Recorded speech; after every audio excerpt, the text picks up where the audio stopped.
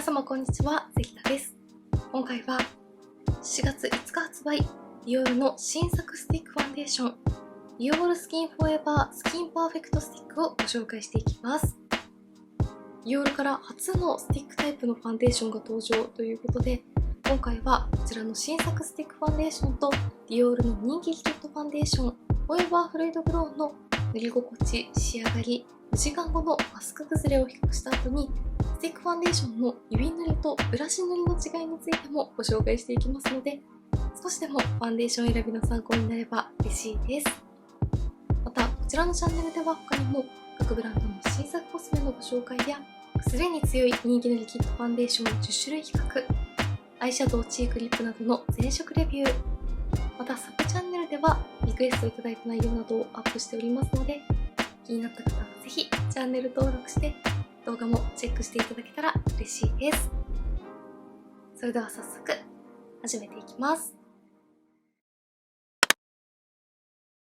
ディオールスキンフォーエバースキンパーフェクトスティック。まるで美肌フィルターをかけたような理想の肌感を叶え、一日中潤いを守るディオール初のスキンフィルタースティック。肌に滑らせた瞬間、クリームがパウダーへと変わり、滑らかに肌に溶け込む新体験。ベールをまとったような軽やかさで素肌と一体化します。気になる毛穴、色ムラ、凹凸を消し去るようにカバーし、暑くて湿気の多い季節でも美肌フィルターのような効果を発揮。どこまでもナチュラルで美しい仕上がりと心地よさが24時間持続します。ファンデーションとしてフェイス全体へのご使用はもちろん、コンシーラーや外出先のお直しにもマルチに活躍。それでは早速新作のスティックファンデーションを実際に肌の上にのせてみて、塗り心地や質感、仕上がりを見ていきたいと思います。今回下地はこちら、ディオールのディオールスキンフォーエバーグローベールを使用していきます。まずはこちら側半分に指塗りで仕上げていきたいと思います。公式サイトに記載があるように、頬骨の高い位置に1本のラインを描いて、額と鼻筋、そして顎にも足して指でぼかしていきます。クリームからパウダーへと変化するタイプのスティックファンデーションは少し伸ばしにくいテクスチャーのアイテムもありますが、こちらの新作ファンデーションはかなり伸びが良くて、指塗りでもなじませやすいです。いつまでもベタつきが残る感じがしなくて、スッと肌に馴染んでいってくれます。はい、まずはこちら側半分に一度塗りをしてみました。一度塗りの時点だと、ある程度の赤みや色ムラはカバーしてくれていますが、下地のみの方と比較をしても厚みが出たり、ファンデーションを塗っている感は出ていないので、かなりハイカバーに仕上がるアイテムが多いディオールフォーエバーシリーズの中では、比較的ナチュラルなカバー力だなと思いました。スティックファンデーションは比較的ハイカバーなアイテムが多い印象なので、スティックファンデーションの中でミディアムカバレッジくらいのものを探しているという方におすすめだなと思います。ただ、色味のカバー力はナチュラルですが、近くで見るとこんな感じで、ブランドからの説明にもあった通り、毛穴や凹凸をフィルターをかけたように自然に滑らかに補正してくれているので、厚ぼったさやファンデーションを塗っている感を出さずに自然に毛穴をカバーしたいという方にとてもおすすめだなと思いました。毛穴や凹凸を適度に埋めつつ、つるんと滑らかに整えてくれる感じがすごく綺麗です。仕上がりとしては、ツヤツヤしすぎずマットすぎないセミツヤ仕上がりといった感じで、とても今っぽいナチュラルな肌を演出してくれます。ではもう少し重ねてカバーしていきます。重ねていっても伸びの良さとなじませやすさを両立してくれているので、下に塗っているファンデーションがよれてしまうこともなく、綺麗に馴染んでいってくれます。タップしていくと自然にカバー力も増していく感じがします。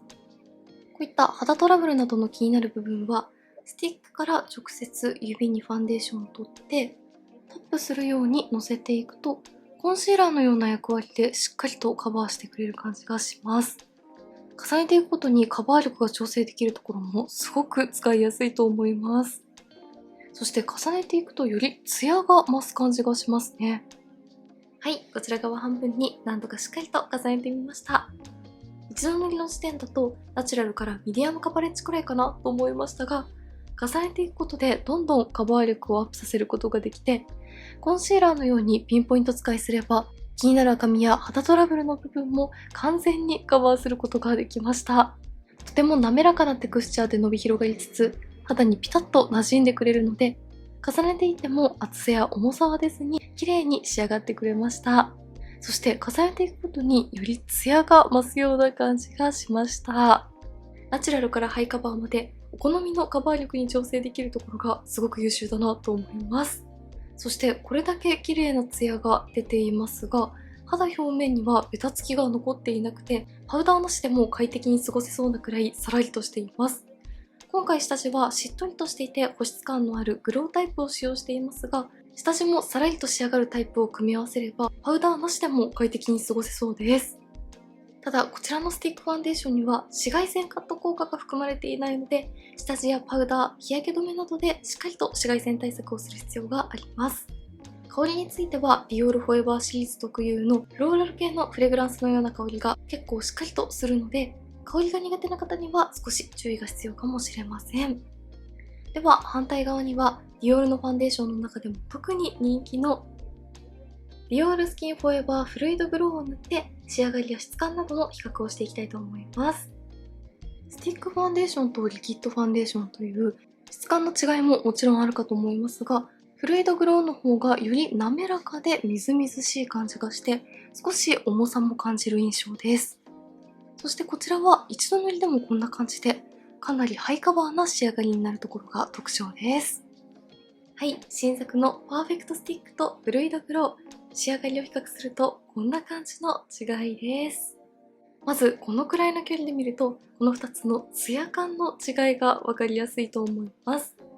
フォーエバーフルイドグローは顔全体が面で光るような滑らかなツヤ肌に仕上がっているのに対して、新作のスティックファンデーションは顔の中心に適度なツヤが乗っていて自然なツヤ肌に仕上がっている感じが分かりやすいと思います。そしてどちらもハイカバーな仕上がりですが、フルイドグローの方が少し厚みや膜感を感じるような印象なので、しっかりとファンデーションを塗っている感じや立体感が欲しいという方はフルイドグローがおすすめ。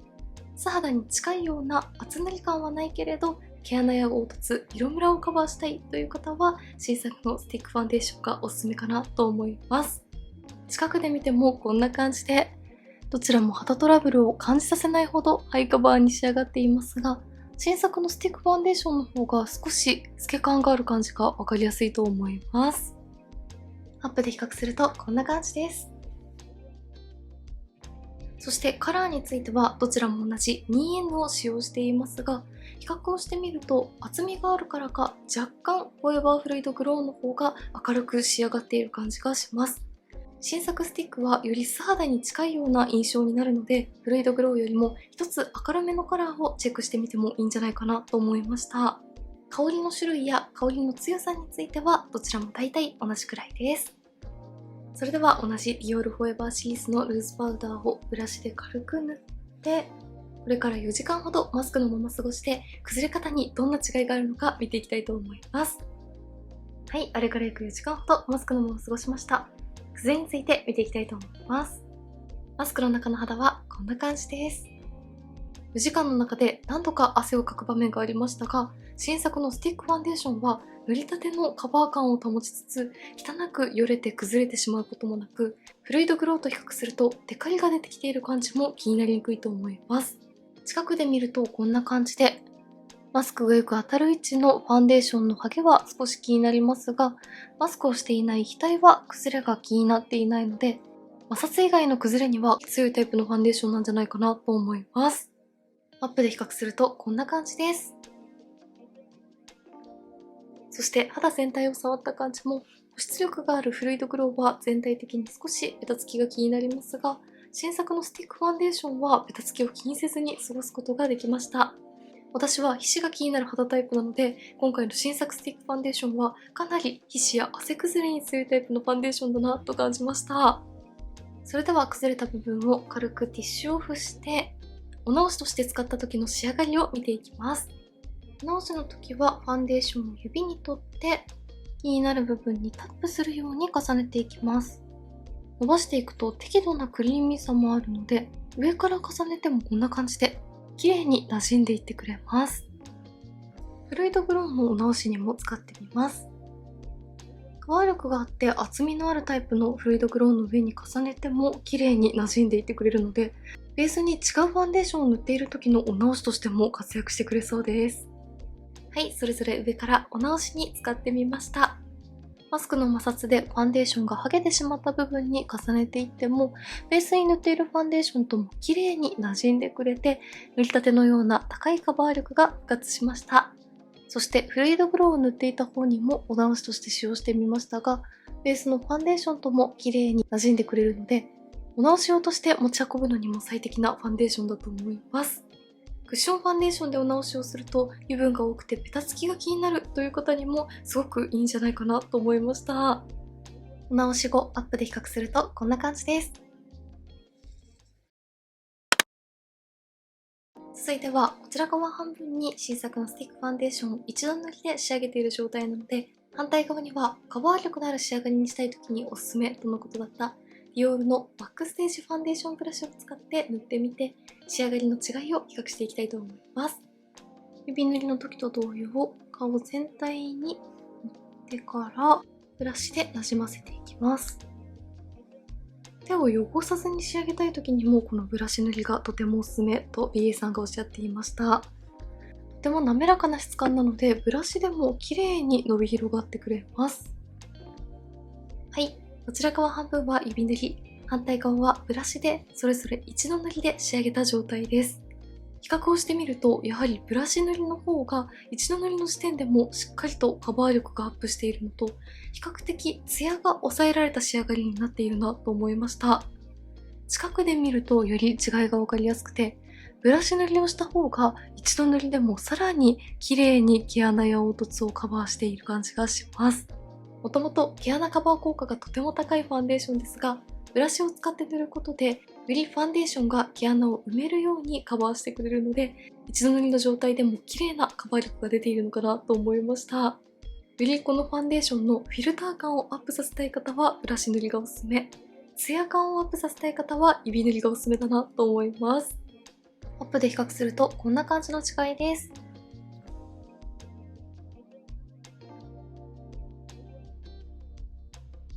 はい、指塗りとブラシ塗り、それぞれ何度か重ねてカバーしてみました。重ねるとより違いが分かりやすくて、やはり指塗りはツヤがしっかりと出ている印象。ブラシ塗りは比較的穏やかなツヤのままカバー力をアップさせてくれていて、重ねれば重ねるほど毛穴レスに仕上がっていきます。近くで見るとこんな感じで、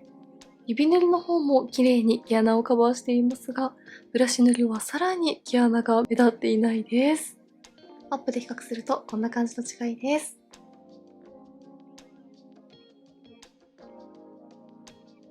では、パウダーを軽く塗って、4時間後のマスク崩れを見ていきたいと思います。はい、あれから4時間ほどマスクのまま過ごしました。崩れについて見ていきたいと思います。マスクの中の肌はこんな感じです。塗りたての時のカバー力を保っていて、どちらも同じくらい崩れには強かったです。ただ、こうして比較してみると、塗りたての時から指塗りの方がツヤが出ていた分、